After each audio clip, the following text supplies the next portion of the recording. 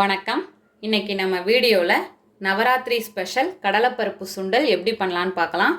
அதுக்காக நான் இந்த கப்பால் 1 கப் கடலைப்பருப்பை 3 மணி நேரத்துக்கு முன்னாடியே தண்ணியில் ஊற வச்சு எடுத்திருக்கேன். 1 டீஸ்பூன் கடுகு, 1 துண்டு இஞ்சி பொடியாக கட் பண்ணது, 2 பச்சை மிளகாய் பொடியாக கட் பண்ணது, 1/4 கப் போல் தேங்காய், கொஞ்சமாக பெருங்காயத்தூள், 1 டீஸ்பூன் உப்பு, கருவேப்பிலை கொஞ்சமாக எடுத்திருக்கேன். எண்ணெய் தேவையான அளவு.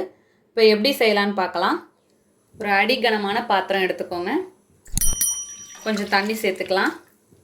கடலைப்பருப்பு வேகணும், வேகிற அளவுக்கு தண்ணி சேர்த்துக்கலாம். இந்த கடலைப்பருப்பை தண்ணியை வடிகட்டிட்டு சேர்த்துடலாம். அலசி எடுத்தாந்தாச்சு. இதை சேர்த்துடலாம். இப்போ இதில் கொஞ்சமாக உப்பு, பெருங்காயத்தூள் சேர்த்துடலாம். இப்போ சேர்த்துட்டு நல்லா கலந்துக்கலாம். கலந்துக்கிட்டு ஒரு 10 நிமிஷம் வேகட்டும். இப்போது ஒரு 5 நிமிஷத்தில் நல்லா கொதி வருது. இப்படி நுரைச்சி வரும். இப்போ இடையில கிளறி விட்டுக்கலாம். ஒரு 8 நிமிஷம் போல் வெந்தால் தான் இந்த பதம் வரும். வேகட்டும். இப்போது 10 நிமிஷம் ஆயிடுச்சு. இப்படி எடுத்து பாருங்கள். இப்படி எடுத்துட்டு ஒரு பருப்பு எடுத்து இப்படி அமுத்தி விட்டால் இது மாதிரி நசுங்கிடும். அந்த அளவுக்கு வெந்திருக்கணும். இப்போ ஸ்டவ் ஆஃப் பண்ணிடலாம். இப்போ தண்ணியை வடிச்சிட்டு வந்துடலாம்.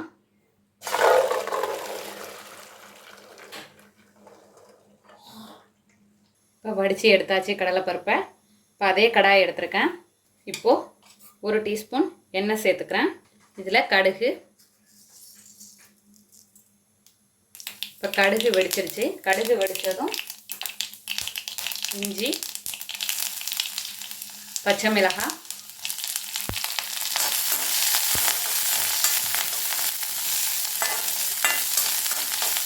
அதோட கருவேப்பிலை,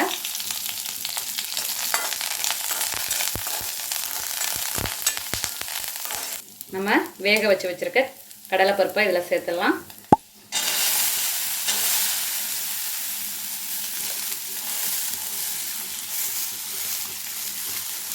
இதை கலந்து விட்டுக்கலாம்.